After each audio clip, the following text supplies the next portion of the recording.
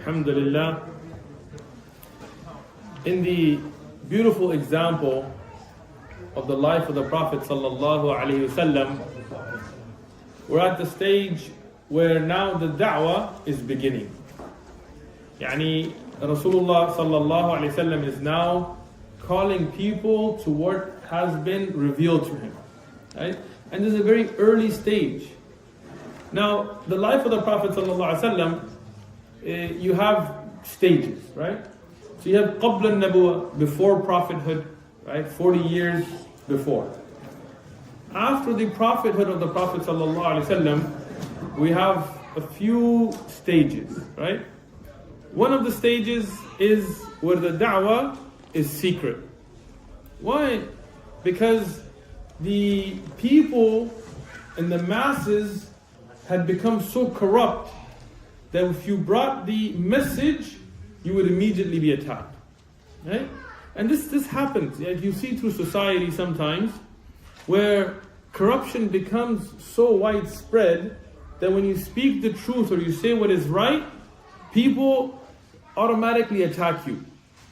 I'll give you an example. For example, if you look in the communist countries, right? There was a time where in Russia and countries like this, if you said, hey, people should have the freedom to choose whatever kind of shoes they want to buy, you would be arrested, Why? Because they would have one system, which everybody gets the same shoes, the government, so on, except for the elite who would go and buy whatever from other countries, right? So, it's not that the message is something secret, but it is because of the corruption in the land. So this began a period, which is the secret da'wah. This is in Mecca. Then in Mecca you will have the period that is the open da'wah. Meaning when there were enough companions and Allah had blessed the Muslims having enough, that now they would openly call towards Allah. And that's a very difficult time. This first stage is easier. Why? Because even if you believe in the truth and practice it to your own worship, people don't usually care. But when you start calling towards what is right, when you start telling people what they're doing, the wrongs that they're doing are wrong, then you will see the hardships come.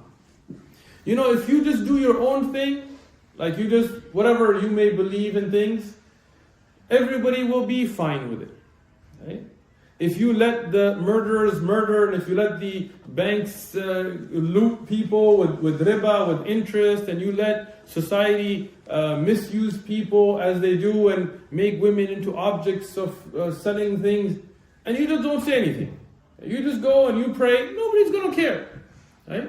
But when you start telling people, look, this is wrong, you take a woman and you degrade her, where now people are only worried about her measurements and only worried about how perfect she fits a particular set of values or model or measurements that you have made, and this is wrong, now people will start attacking you.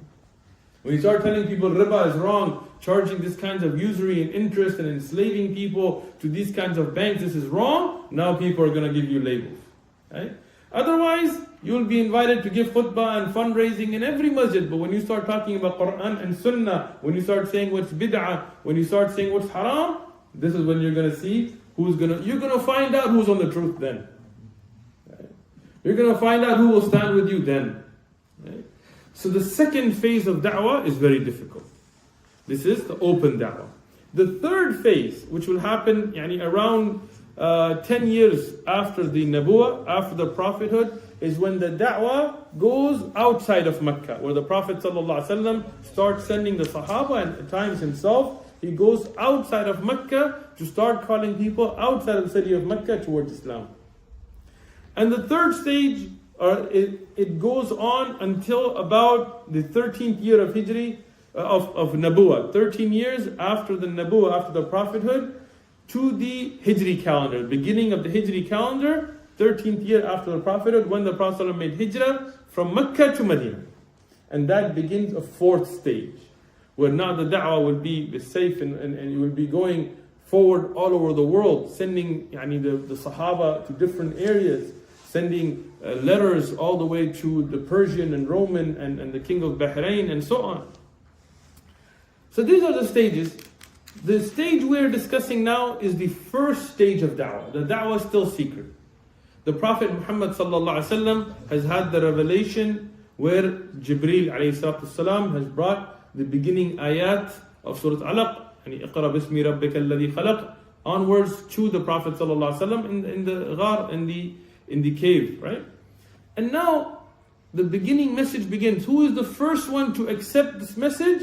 Khadija radiallahu anha. Subhanallah, the wife of the Prophet ﷺ, the first Muslimah in the acceptance of Islam upon the hands of the Rasulullah ﷺ. Now this is interesting. When we say the first Muslimah, it doesn't mean that there was never a Muslimah before. Obviously Maryam alayhi salam and other women that were believers. But the first Muslimah, in the ummah of the Prophet ﷺ. And I'm making this clarification because sometimes when you find in the Quran where Ibrahim alayhi salam says, I'm the first of the Muslims, or Prophet said, will be the first of the Muslims, people say, oh, it's a contradiction. Like, no, it's not a contradiction. Of course, these are the different nations. Even today, if I was to tell you guys, hey, we're going to do a fundraising and we need to raise some money for a brother who's in need, and Brother Mish'al says, I'm the first to donate. It doesn't mean that nobody's ever donated before, right? First, in line to this situation. From the men, Abu Bakr as-Siddiq radiallahu anhu, he accepts Islam. And we spoke about the fadal of Abu Bakr radiallahu anhu. And from him, from his first day, from his first responsibility, he goes out and starts giving da'wah to what he knows. And Uthman ibn Affan, Dhul Nurayn, the great Sahabi, Zubayr ibn Awwam, who's also the cousin of the Prophet sallallahu alaihi wasallam, Talha, the great Sahabi who's called the living Shaheed. We'll talk about him in the later durus, inshaAllah. Sa'd ibn Waqas, also the uncle of the Prophet ﷺ through the marital side. Abu Ubaidah bin Jarrah, Abdurrahman bin Auf. These great Sahaba, they accept Islam. All of these six are also from the people who were given the glad tidings of Jannah in the same hadith. And what a great benefit Abu Bakr radiallahu anhu does immediately after accepting Islam. He gives da'wah to what he knows. He goes and tells people that Muhammad ﷺ is the messenger of Allah, and there is none worthy worship except one Allah. When they have questions, he doesn't just make up the answer. He then takes them back to the Prophet ﷺ. And these people accept Islam. Including in that first wave of da'wah from Abu Bakr radiallahu anhu, you have Uthman ibn Mad'um and his brother Qudama and Abdullah and Abu Salama ibn Asad and others, who he gives da'wah to. Fatima radiallahu anha, and this we're talking about the sister of Umar ibn Khattab. She also accepts Islam with her husband Sa'id ibn Zayd, who her husband is also one of the 10 given the glad tidings of Jannah. Bilal, Ubaidah ibn al-Harith, Khabbab, and Abdullah ibn Mas'ud, early people to accept Islam. Now Bilal radiallahu anhu, he's a slave at this time to the mushrikeen, to the polytheists. And the Prophet ﷺ encourages the Sahaba to free him, to buy his freedom. And we'll talk about Abu Bakr radiallahu anhu, how he bought the freedom of Bilal radiallahu anhu. But what does this tell you? The Prophet ﷺ now is encouraging the end of slavery. Slavery was there in the Arabian Peninsula before Islam. Before Islam, they had slavery. And we'll talk about Zayd ibn Harithah radiallahu anhu and Usama ibn Zayd and so on today as well, inshaAllah. But one of the first things the Prophet ﷺ does is he starts to encourage the Sahaba, the companions, to free slaves, even those that are enslaved to the polytheists, to the mushrikeen. And these people these early Muslims become the leaders of the Muslim community. Doesn't matter that they're black or white, Arab or Ajam, didn't matter. Bilal radiallahu was a slave. He was an African. And he was enslaved by the polytheists before Islam. Abu Bakr radiallahu frees him. Doesn't ask anything of him. Doesn't say, pay me back. Nothing. Frees him. He ends up being the Amir. He was appointed as the leader, the governor of Sham. Sham were the whitest people in the Muslim Ummah at the time. Lightest skin. And it was the richest region in the Muslim Ummah. It was the best in trade. Nobody said, why is there a black man leading? No, because Islam did away with all of this racism.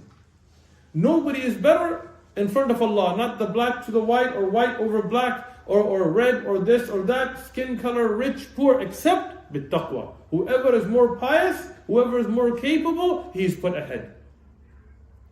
That's something beautiful about Islam. People miss.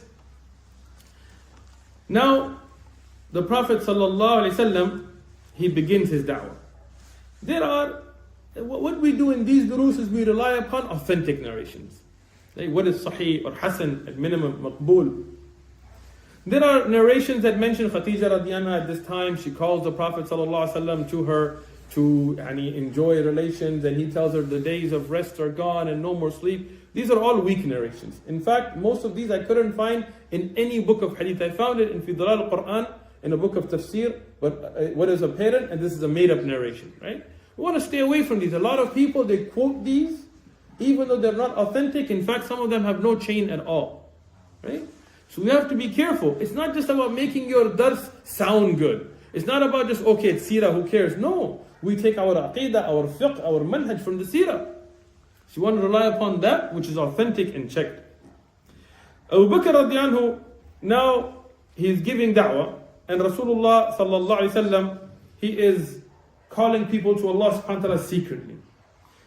When you give da'wah, there is a responsibility. It's a huge responsibility. Because now the Prophet Muhammad, peace and blessings be upon him, he is by himself with few companions, few people around him, the ones we mentioned. And the responsibility he has is for all of mankind. I think about that. Like people stress out about things, think about that stress.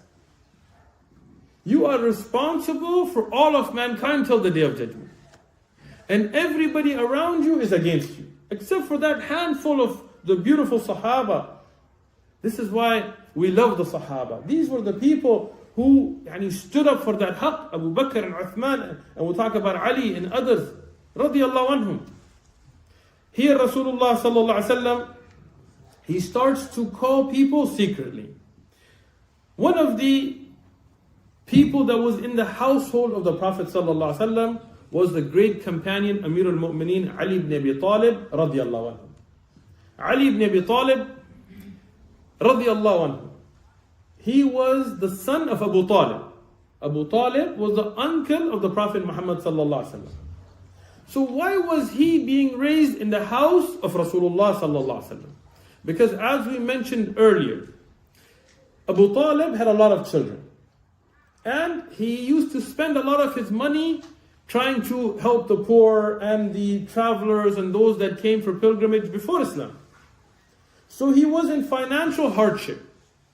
The Prophet Muhammad sallallahu alaihi wasallam, when he married Khadija radiallahu anha, and they had a successful business, out of a good repayment of the fact that Abu Talib had raised the Prophet sallallahu alaihi wasallam for a period of his life, he wanted to make easy the hardship on Abu Talib. So he told him, and he told others to take some children of Abu Talib and raise them. Take care of that, raising, financially, feeding, doing all of that. And the son of Abu Talib that came to the house of the Prophet ﷺ by the will of Allah subhanahu wa ta'ala is Ali ibn Abi Talib radiallahu anhu. So Ali radiallahu anhu, since childhood, he was raised in the household of the Prophet ﷺ. One time, as Ibn Kathir has mentioned in Bidayah wa Nihaya, originally quoting from Ibn Ishaq, Ali radiallahu anhu, he comes and he finds the Prophet ﷺ and Khadija radiallahu anha, them praying. Khadija radiallahu anha and Rasulullah sallam are praying. Now this prayer is at the beginning of Islam. This is not the regular 5 salawat yet. But 2 salawat were obligated in the beginning. And the other were nawafil. And the fasting of in Muharram was obligated. Ramadan was not obligated. So this is everything in stages.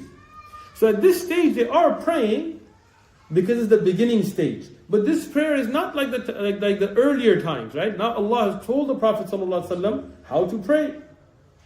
So when he sees this difference, he says, Ya Muhammad alayhi salatu wasalam, ma hada, like what is this?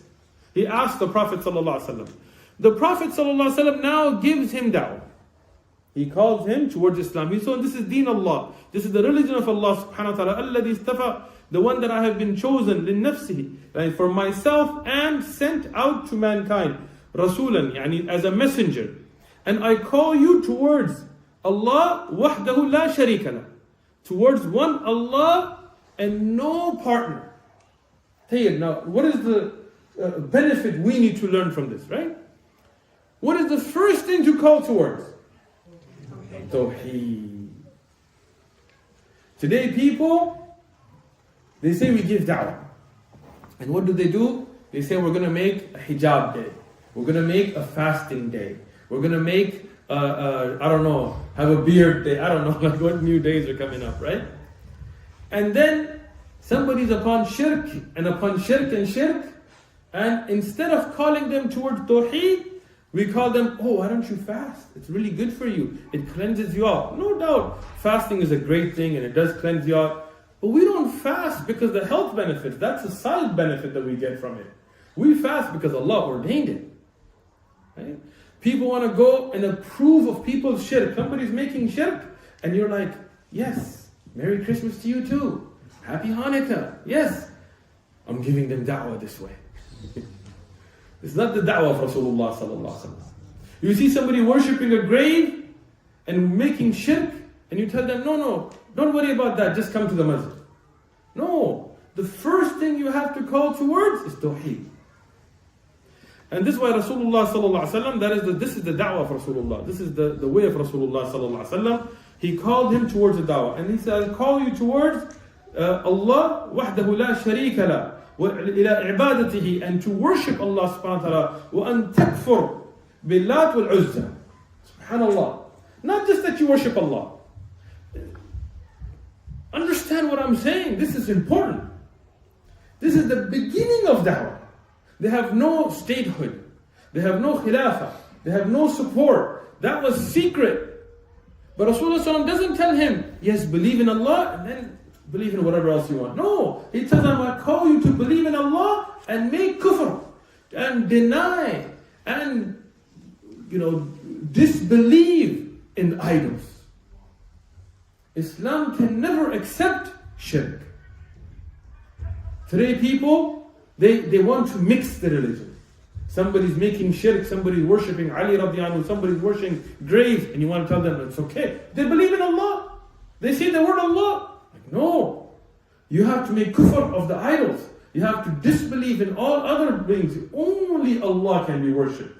No Sahabi, no saint, no prophet is worshipped. Only Allah is worshipped. Here Rasulullah sallallahu alaihi wasallam tells him this.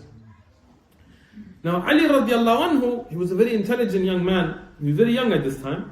He said, هذا أمر لم أسمع به قبل. This is something I've never heard before. So I'm going to go speak to my father Abu Talib. Abu Talib was very intelligent. Abu Talib was a leader in the Quraysh. He was a chief. He was somebody that obviously Ali radiallahu anh looked up to, was his father. He said, I'm going to go speak to my father. Rasulullah sallallahu alaihi wasallam told him, إِذَا لَمْ تُسْلِمْ, if you do not become Muslim, at least conceal this amr, this with you. Keep the secret with you. Why?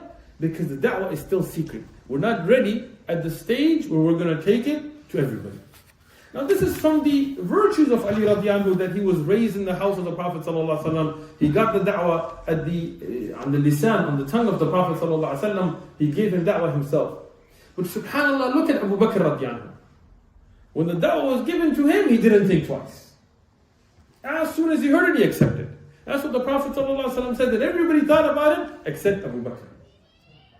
Ali radiallahu anhu, he went home at this time. He was already out of the house, but he was in and out with Rasulullah ﷺ. And he thought about this. He contemplated all night about this. And he thought, this is such a beautiful thing to believe in one Allah. What can the idols do? And he saw it in his fitrah, in his own self. So the next day he came and he accepted Islam. And he started to give da'wah to his brothers. From the well-known children of Abu Talib, we have Ja'far. Ja'far radiallahu anhu, he also became Muslim after Ali ibn Abi Talib radiallahu anhu. Talib, the one that he's called Abu Talib from, died without Islam.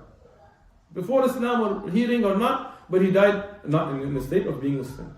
But Ja'far and Ali, the children of Abu Talib, both of them, radiallahu anhuma, both of them become Muslim. Ali radiallahu anhu, because we're at the stage of his Islam, I wanted to speak a little bit about him. He grew up in the house of Rasulullah sallallahu alaihi wasallam, and already explained why. Imam al-Bukhari has in his Sahih, in his authentic collection, the قال of Rasulullah sallallahu alaihi wasallam, قال النبي عليه الصلاة والسلام لعلي ibn Abi Talib رضي عنه. He tells to Ali رضي عنه, أنت مني وأنا منك. Subhanallah, you are from me and I am from you. And what a beautiful statement. For us, the Ahl Sunnah wal Jama'ah, we love Ali ibn Abi Talib. You look at the love we have. How can we not have that extreme love for somebody that the Prophet ﷺ said to him, you are from me and I am from you. Like he did to Julaybib radiallahu anhu. But what we do is we're just. We love Ali ibn Abi Talib radiallahu anhu, but we also love Abu Bakr radiallahu anhu, we also love Uthman radiallahu anhu, we also love Umar radiallahu anhu, we love Hassan Hussein radiallahu anhuma. We love all of the Sahaba. Those that Allah loved, how can we not love? Those that Allah is pleased with, how can we not be pleased with? Others, they have this ta'assub, this partisanship. When the hadith of Bukhari mentions the virtue of one companion, they take it. And when the same Bukhari mentions the virtue of another companion according to the same stringent criteria, they reject it. Not us. If it's authentically established from the Prophet ﷺ, we always accept it. And if it's weak, whether it benefits us or not, we reject it. Rasulullah sallallahu alaihi wasallam loved Ali ibn Abi Talib radiyanhu as Umar ibn Khattab. He says that Rasulullah sallallahu alaihi wasallam died وهو عنه يعني عن علي ibn Abi Talib radiyanhu radin.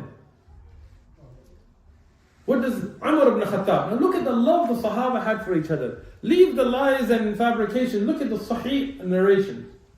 Umar ibn Khattab is saying that Rasulullah Muhammad alayhi salatu loved Ali radiyan and died in a state of being pleased with Ali radiyan. If you look at the ahadith, and these are all in Bukhari, I'm going to summarize between them, but if you want to look them up in the Sahih of Imam al-Bukhari, hadith number 3701, 702 and 703, meaning 3701, 3702 and 3703, they all mention this. During the battle of Khaybar, Ali radiyan anhu, he had a issue with his eyes. And Ali radiyan hated to be left behind. He loved to be alongside the Prophet ﷺ in the harshest of battles. And today, from the weakness of our iman, when there is a pleasurable moment, we are with our shuyukh and our imam and our ulama. Right?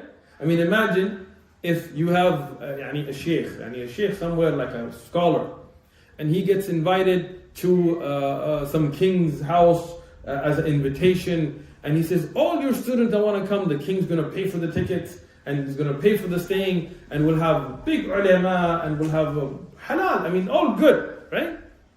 Everybody's ready to go. You're going to be on national TV and all of that, everybody's ready to go.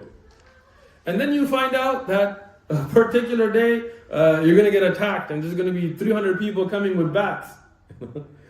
Some brothers will be there, mashallah. There's a lot of excuses that will start popping up. oh yeah, I was going to be there, but my car, I had a flat tire, and then I was trying to fix it, and then my jack broke, and then I broke a nail, and it really hurt. Ali ibn Abi Talib radiallahu anhu, subhanallah, he loved to be in the heat of the battle. He hated to ever be left behind, and we'll talk about this a little bit. Ali radiallahu anhu, he didn't want to stay back. He had a problem in the eyes. He couldn't see. But he said, how can it be that the Prophet ﷺ is going to a battle and I'm left behind? No way. Now he's under this distress, and Rasulullah ﷺ says that I will give the flag for the Muslim army, the flag, to somebody who Allah will give us victory through him. And somebody who loves Allah and he loves His Messenger. We have no doubt to the love of Ali radiyan anhu to Allah or His Messenger, because the Prophet ﷺ told us. And in some narration it even says, and Allah and His Messenger love him. This is the status of Ali ibn Abi Talib radiyan anhu. And then Rasulullah ﷺ took that flag to who? Everybody wanted it. He took it to Ali ibn Abi Talib radiyan anhu. And he took his blessed saliva and he put it in the eyes. From the saliva of Rasulullah ﷺ has shifa. It has cure. It not only instantly, miraculously, and this is mentioned through many chains that are in Bukhari and Muslim, authentic chains. This is another authentically established miracle of the Prophet ﷺ. It cured the eyes of Ali ibn Abi Talib radiallahu anhu, but Ali radiallahu anhu says, for the rest of my life, I never had any eye issues. Never had any problem. Even when people's eyesight starts to weaken, he says his eyesight will be very sharp. He said, why? Because the blessed saliva of the Prophet ﷺ was in my eyes. Ali ibn Abi Talib radiallahu anhu, now, and then Rasulullah ﷺ gave him a sword and so on. Many virtues, but I'm going to summarize. I'll mention something that's kind of funny. Sahal ibn Sa'ad radiallahu anhu, the great Sahabi, once somebody came to him and said, the person on the member, he is cursing Ali radiallahu anhu. He said, how could anybody curse Ali radiallahu anhu on the member? How could that be? Right? He says, what is he saying? He's saying he's calling Ali radiallahu anhu Abu Turab, the father of dust. Right? Sa'ad ibn Sa'ad radiallahu anhu smiled. He told him, no, that's not a curse. That's his kunya. So there is two ways to get a kunya. One is that it is your son or sometimes your daughter, depending, or your eldest son, or depends, right? Which is the regular way. For example, Abu Hafs, Umar radiallahu anhu, from his daughter Hafsa, not from his son, right? Some, for example, Uthman radiallahu anhu is Abu Abdullah. He has a son named Abdullah, right? But sometimes a kunya is given because of your sifat, or because of some characteristics, or because of some incident in your life. Right? For example, Abu Hurairah, he doesn't have a daughter named Hurairah. This is because, as some of the ulama of Tariq have said, that he had cats and so on, so they call him the father of king. Right? Abu Bakr is not the name of his son. Right? Bakr is the young, strong camel. So because of his strong nature, because of his strong insight, even though physically he was very skinny, Abu Bakr, but from the heart, he was very strong. So he was called Abu Bakr. Right? Now Rasulullah sallallahu alaihi wasallam has Qasim, so his kunya is Abu Qasim. Right? But we look at other Sahaba, you will find their kunya many times on characteristics. How did Ali radiallahu anhu get the kunya of Abu Turab? One time, as marriages happen, when you get married, you're going to have some clashes sometimes. Every marriage. Right? At one time, he was upset with Fatima radiallahu anha for whatever reason, and he went to the masjid and he just laid down. And as he laid, at the time of Rasulullah sallallahu alaihi wasallam, they didn't have carpet in the masjid. Even the roof was just, palm tree leaves and so on. Dust would be there in Medina. So dust came and there was dust on him. Rasulullah sallallahu alaihi wasallam, that's his daughter. And that's his daughter, but look at what a wonderful father-in-law he was. He didn't just go, okay, it's my daughter, so she's got to be right for everything. No, how dare you say anything to my daughter? No, he went to the masjid and he saw Ali radiallahu anhu, out of love for him, he started to take that dust off and said, Ya Aba Tarab, oh father of dust. And this kunya stuck with him. So this is a closeness that they had, Rasulullah sallallahu alaihi wasallam and Ali ibn Abi Talib radiallahu anhu. In the Sahih of Imam al-Bukhari, Hadith number 3706. This is all under the bab of Fadal al-Sahaba, under the bab of Ali ibn Abi Talib radiallahu anhu. Rasulullah sallallahu alaihi wasallam told Ali radiallahu anhu, Ama tarda, aren't you happy an takuna minni, that you are from me, bimanzilati Harun min Musa? Aren't you pleased that you are with me in relations to me at the status of how Harun was with Musa alayhi salam? Hadith Sahih in al-Bukhari. Okay? Now, the interesting thing, right? Many of the Rafidah, the people with the corruption in their hearts and minds and lack of intelligence, right? They will take this hadith and say, oh look, in your book Bukhari, not our book, Imam Bukhari wrote this for us, the whole ummah, you guys use it, right? In your Sahih al-Bukhari, Rasulullah sallallahu alaihi wasallam told Ali ibn Abi Talib that you are to me like Harun to Musa. So that means that Ali radiallahu anhu should have been the first Khalifa. Tell you, first stupidity of that claim. Who died first, Musa or Harun? Alayhum as-salam. Who? Harun alayhi salam. So Harun alayhi salam did not succeed Musa alayhi salam as the leader of the Muslim ummah of the time, and Ibn Israel. This is the first foolishness. Secondly, what is the context of this? This is at the time when Rasulullah sallallahu alaihi wasallam was leaving, and he left Ali ibn Abi Talib to be in charge of protecting the Muslims. So as I mentioned earlier, Ali radiallahu anhu never wanted to stay behind. So here Ali radiallahu anhu was upset that Rasulullah is going out for qital, for jihad, fi sabilillah, not being left behind. So Rasulullah out of love for him said, aren't you happy that you are to me like Harun was to Musa? Because when Musa left, who did he leave in charge? Harun.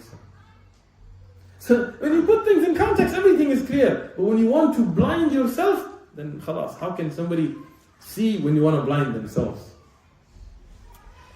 So this is the beautiful relationship of Rasulullah sallallahu alaihi wasallam. I will mention one thing here, just to be clear. Like I said, we as Muslims, we as the Ahl Sunnah, we as the people of the Jama'ah, we believe in adl, justice, and being fair and just. We mention these ahadith and these virtues of Ali radiallahu anhu, and we have no doubt to them. We love Ali ibn Abi Talib radiallahu anhu. We believe he was Amir al-Mu'mineen, the fourth Khalifa from the Khulafa al-Rashideen al-Mahdiin. We believe he's from the people of Jannah. We know his fadail, we mention his fadail, we document them. But everything we do with adl, with justice. In the same Sahih of Imam al-Bukhari, in the same book, according to the same criteria of acceptance, hadith number 3659, in the Sahih of Imam Muslim, hadith number 2386. Now, your prints may vary, but you can look it up in the Bab of the Fadail of Abu Bakr. A woman came and she asked the Prophet ﷺ that if I come and I do not find you, meaning that you have passed away from this dunya, who should I go to? Who will be the leader of this ummah? Who should I go to? Rasulullah ﷺ in the Sahih of Bukhari and Muslim, he said, if you do not find me, go to Abu Bakr. So if you're going to be just and use a hadith according to a certain criteria, then you have to be just and accept the other hadith according to the same criteria, the same books.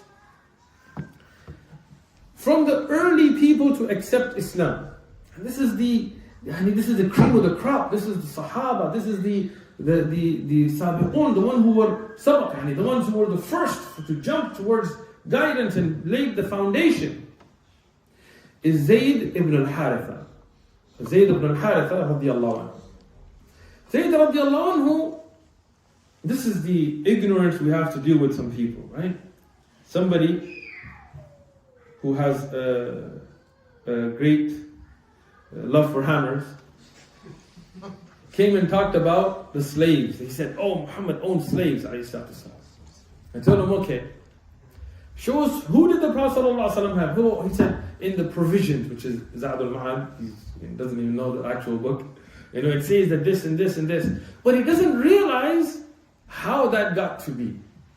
Right? So one of the ones that people mention is Zayd ibn Harithah. And this is a very important thing. But the ignorance of these people is the Prophet Muhammad ﷺ never enslaved anybody. In what we consider as slavery and what the Arab did as slavery, the Prophet never enslaved anybody.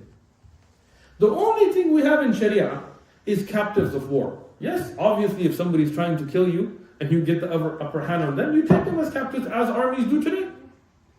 And we have our own rules and regulations of that, and we are proud of them and we love them. Everything in the Sharia we love. But slavery as a Western concept, alhamdulillah, Islam has never had and has always forbidden. Where you take free people and you kidnap them and you attack and just snatch them up and you enslave them. And this is something that the West has done and in certain ways continues to do. Whether it's sex slavery or whether it's South Americans that are brought and South Americans brought and enslaved, and sometimes Congress people have them as maids, unpaid maids, they can't leave, and these things come out in the news. Right? But alhamdulillah, in Islam this is forbidden. If any Muslims did it, it's up to them, but Islam this is forbidden. How did Zayd ibn Harithah radiallahu anhu become a slave? Nothing to do with Islam. Before Islam, he and his mother were visiting or part of a tribe called Banu Kalab. Banu Kalab, it's a famous Arab tribe. And when they were there, the Arab polytheists, not Muslims, polytheists, before Islam, they attacked the caravan and they dhulman, oppression, something that Islam forbids. They enslaved the people, they took everybody as hostages. And they sold Zayd ibn Harithah, who was an Arab. Ethnically, he's not like slavery was not racial even amongst the Arab. The only people that really made slavery racial were the Westerns, people from Europe and America. So they took him as a slave and they sold him. This is all before Islam. He ended up being sold from one master to the other by the polytheists, by the mushrikeen, until he ended up in the house of Khadija radiallahu anha. Khadija radiallahu anha, she had purchased him or was given to her before her marriage to Rasulullah sallallahu alaihi wasallam. When Rasulullah sallallahu alaihi wasallam married Khadija radiallahu anha, she gave him as a gift to her. This is her husband now. What did the Prophet sallallahu alaihi wasallam do? He freed him. What did he do? He freed him. He didn't enslave Zayd ibn Harithah. He freed Zayd ibn Harithah radiallahu anhu. So Mr. Hammer, next time, might want to do your homework. Read up a couple of books before you come out. Zayd ibn Harithah radiallahu anhu was in the household of Rasulullah sallallahu alaihi wasallam because he was a freed slave of Mawla. And when before Islam, I'm not even getting to prophethood yet. When he was there, his family, Al-Haritha, and others, they were looking for him because he was taken by force.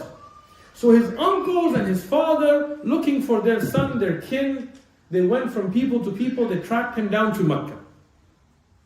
And they went to Mecca to take back their son, their kin, their brother, their nephew.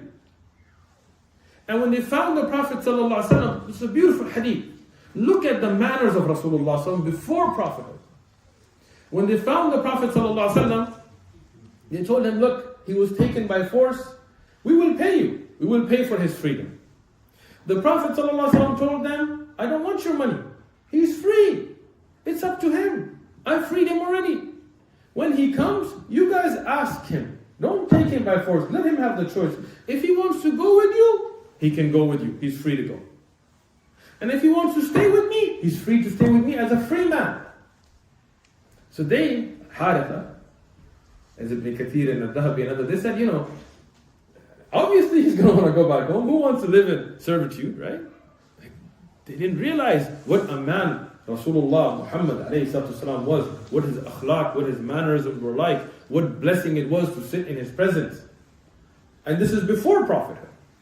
So when Zayd ibn Harithah came, he was very happy. He saw his father, his uncle, they were really happy that they were here. And he's such a good man. Muhammad ﷺ, he's such a good man. He's freed you. Let's go home. He says, no, I want to stay with him. I want to stay with him. As a free man, I want to stay in his service. Something today we cannot comprehend. But these were the people. Even after this time, Nafi', the Mawla of Abdullah ibn Umar, Humran, the Mawla of Uthman ibn Affan, these were all free. Nafi' was taken as a captive in war. Abdullah ibn Umar freed him. He didn't go, woohoo, I'm out.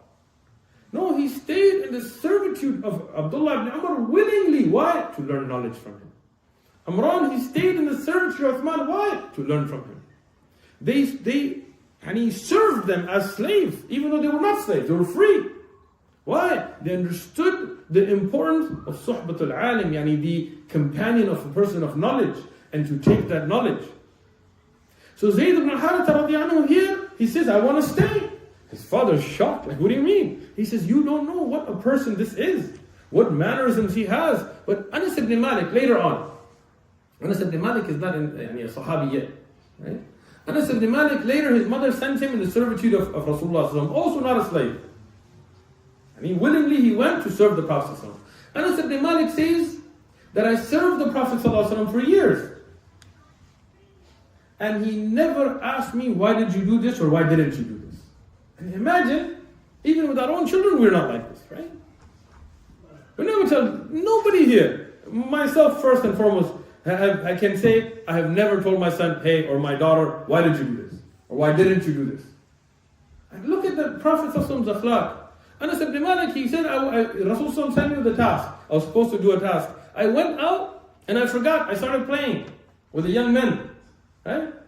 He says, after a long time, Rasulullah came, he tapped me. He didn't get mad. He didn't get upset. I told you give it. What are you doing? How could you forget? No. He said, he never even said oof to me. The lightest. And what a beautiful, I'm bringing from different ahadith together, but these are reliable, authentic narrations. Zayd ibn Harithah, radiallahu anhu, not only did Rasulullah sallallahu alaihi wasallam free him and show him, but he got him married to Ayman. And Ayman, we talked about her earlier in the durus as well. And they had a son named Usama ibn Zayd. Usama ibn Zayd, subhanallah, is now very young. He is now the son from Zayd ibn Harithah and Ayman, radiallahu anhu. And here, Rasulullah sallallahu alaihi wasallam has such a dear love for them that he puts Zayd ibn Harith many times in charge above many of the other Sahaba who were higher than him in status. He even put Usama ibn Zayd as the Amir on an army that Abu Bakr and Umar and those types were in that army. Usama radiallahu at the time was around 17 years of age. Bilal radiallahu, like I said, he's made the Amir many a times until he's even the Amir of Sham. People who were freed slaves. Bilal radiallahu, what's his grandfather's name? Anybody? We don't know. Rabah, his father's name. What's his grandfather's? We don't know. Alim of Tariq, we don't know.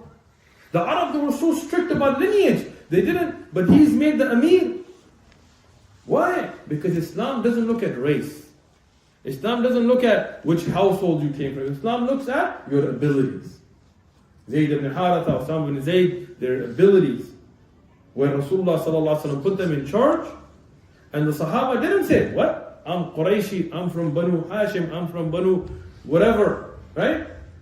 Banu Umayyah, how can I be led by a slave or a freed slave? No. If that's the amr, the order of Rasulullah sallallahu alaihi wasallam, we hear and obey. Zayd ibn Harithah radiallahu anhu, he is also, and he will talk about Zaynab radiallahu anha and that marriage. Why? Because this is why he is the only Sahabi mentioned in the Quran by name. Right? Here, Zaynab radiallahu anha, the family wants her married to Muhammad sallallahu alaihi wasallam. Right? But Rasulullah sallallahu alaihi wasallam has such a tawadu, humbleness. He encourages her to be married to Zayd ibn Harithah. And in some of the Orientalists and some of the people, they try to switch things up, right? They try to, he wanted to marry his stepson's wife. If he wanted to marry her, that's where the proposal came.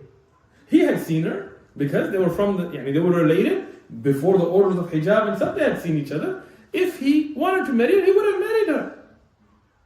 But instead, he had her married to Zayd radiallahu. And this was the hikmah of Allah subhanahu wa ta'ala to clear up one of the ahkam of Sharia. Now Zayd radiallahu, before the rulings of Sharia, what was he called? After the time when he was freed and his family came and he did not go back with his family, Rasulullah sallallahu alaihi wasallam, and again this is before prophethood, he took him in his household and he told the Quraysh, know that he is my son. So he was called Zayd ibn Muhammad. Now was he the son of Muhammad alayhi salatu wasalam? No. He's the son of Al-Harith. But the Arab, they had this tradition where they would adopt and they would give you their lineage. Which is a dhulm in a way. It's an oppression because in reality you're somebody else's son and your real father now loses their son and that lineage and that, so on. But Allah subhanahu wa ta'ala brought justice in the Quran. So to clarify this hukm, Allah subhanahu wa ta'ala made it that Zaynab radiallahu anha was married to Zayd radiallahu anha. But then after their divorce, because of their own issues. And this happens sometimes, two good people just doesn't mix. Right?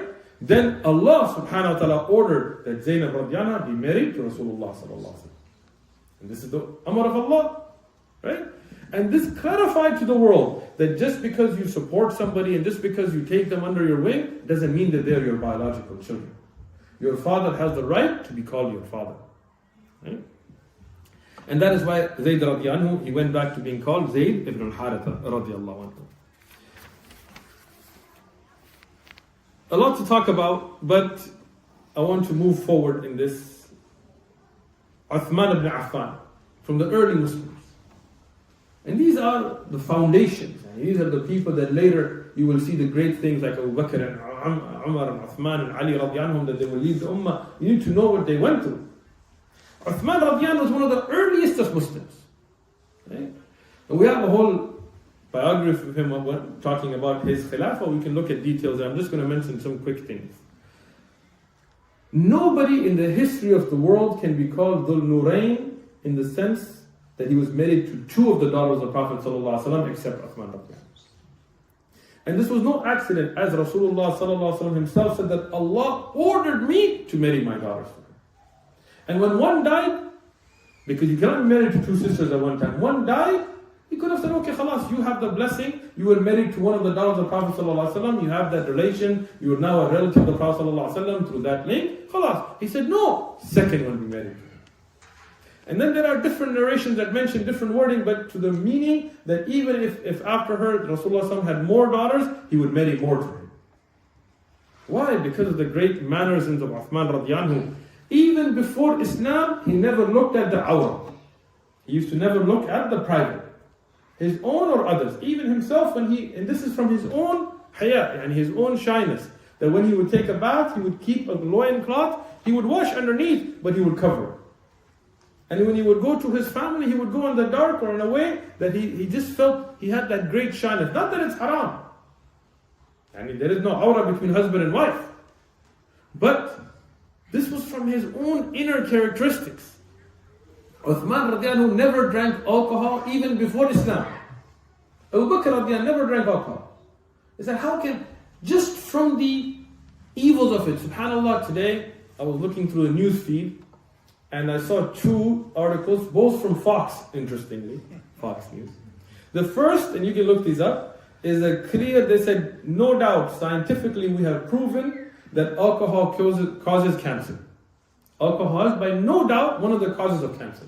The second was the 10 worst foods for you, and all you keto guys, number one was not bread or rice. Number one, not sugar. Where's Farouk? Right? What was number one? Bacon. Number one, according to Fox. And I just skimmed through that and I thought, subhanAllah, look at the hikmah of Islam. Allah made those haram for us before we did any kind of clinical trials or any kind of testing or any kind of news articles or somebody in a lab. Allah made it haram because Allah is our creator. He knows better what's good for us. The Sahaba, the Tabi'un, didn't know that alcohol causes cancer. They didn't know bacon and its effects on the human body, but they didn't eat pork, they didn't drink alcohol. Why? Because Allah made it haram. They got the benefit. They got the reward and the benefit. Today people fast, intermittent fasting, they might get the health reward, right? The health benefits. Many people after reading that article, they'll stop drinking alcohol, they'll stop eating pork, but they won't get the ajr for it. Niyyah. We as Muslims get the ajr and the health benefits. Uthman radiallahu never drank alcohol, he never made zina, he never listened to music. And when the Quraysh would have their music festival, he never went to them. Why? He saw it as disgusting, as lewd.